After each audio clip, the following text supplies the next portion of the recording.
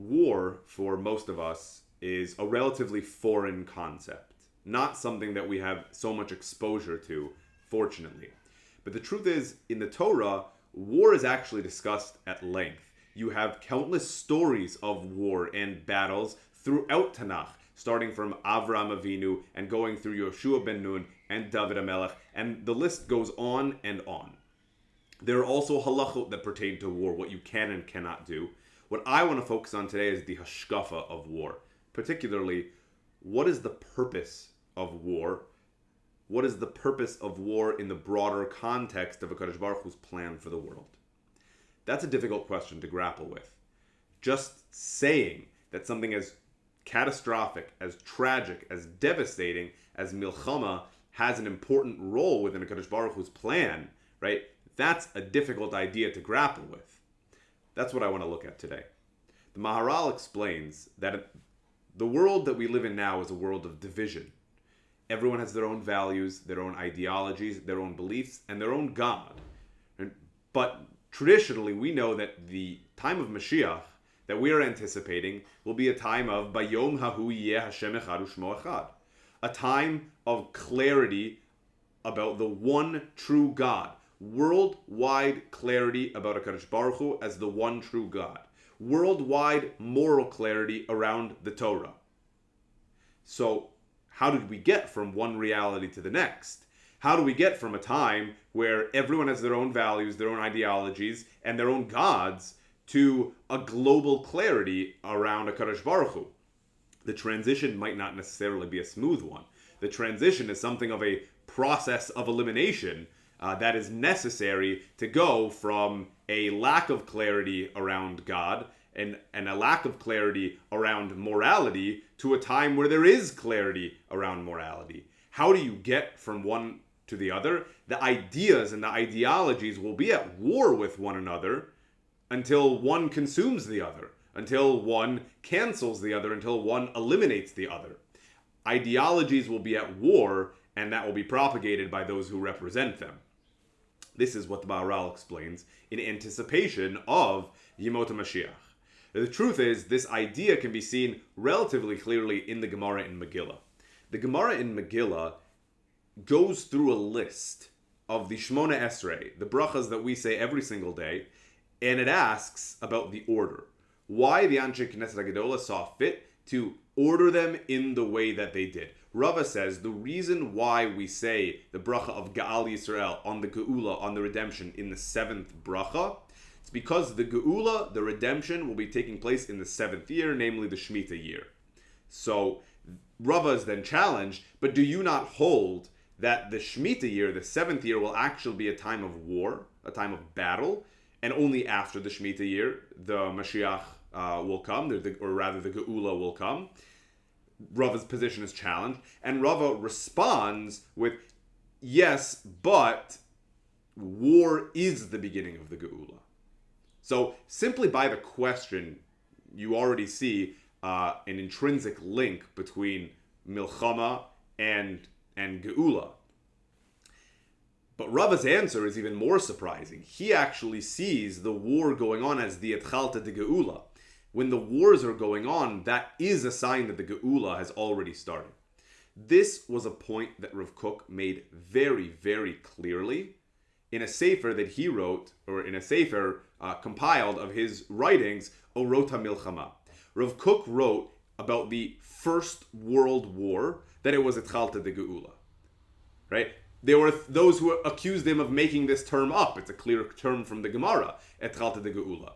And Rav Kook saw in it, and he said very clearly, that this war has the koach, has the power, and it will bring about a mass return to Eretz Yisrael and the beginning of the Geula itself. That's how Rav Kook felt towards the First World War. But he goes on to explain a little bit more the nature of the relationship between war and Yemot HaMashiach. Why are these two things linked? Why are war and redemption necessarily linked together? He explains it really works on two levels. The first of which is something of a political level. Nothing has the capacity for global change quite like a war, right? And we saw something similar in COVID not too long ago, that the pandemic led to tremendous global change, and many of us still feel like we're working our way back to normalcy from there. But nothing changes the reality on the ground on a global scale like war. It's a political reset, so to speak. You don't even know who's going to end up in what land, what the laws will be, what the norms will be. You don't know who's going to be left. It has a tremendous potential for change. So if we're talking about preparing the world for a time period which will be drastically different potentially from the time period that we are in now, the greater the change that is required, right? The greater the reset, right? And the greater the war that needs to change the reality on the ground as we know it. Right, so the wars leading up to the First World War and the fallout from the First World War, the Second World War, and the fallout from the Second World War, these were globally impactful events, and the world as we know it afterward was not the same. Says Rav Kook, that's why war itself, why milchama is a factor within the geula process, and even the last stage before the geula process, or even the first stage of the geula process itself, is because of the climate, the political climate, which gets changed through the struggle of battle. But then he makes an additional point, not just on a practical political level, but on a spiritual level. There's an idea expressed in Moed Katan that mitat tzadikim mechaperet, that the death of the righteous somehow atone for the nation. And what Rav Kook says is that the casualties of war, the mass casualties of war, plays a similar role. Now, I had a little bit of difficulty myself understanding exactly what he was explaining. So I looked to the Biur of Rav Chagai London, the explanation that Rav Chagai London has on Rav Kook's a variety of Rav Kook's pieces, and Rav London basically explains as follows: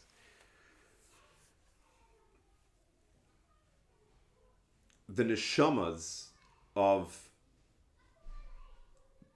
the innocent, the neshamas of some of our purest people, the neshamas of some of our best people are so special, so unique.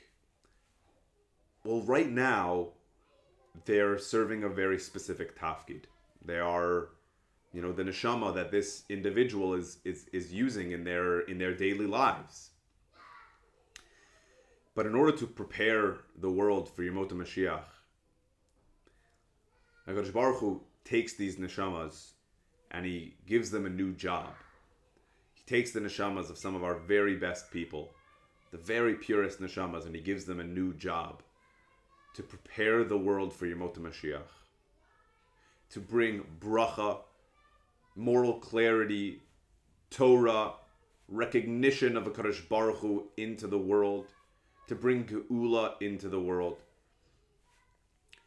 He takes the neshamas of some of our very best people and he gives them a new job, bringing about the geula, bringing about Yemot HaMashiach.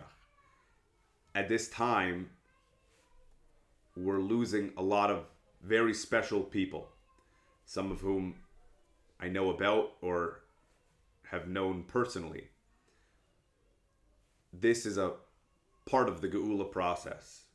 Their neshamas were so special, Kadosh Baruch Hu gave them a unique role in the geula process to bring the bracha in the world that will bring about Mashiach b'mheira b'yameinu.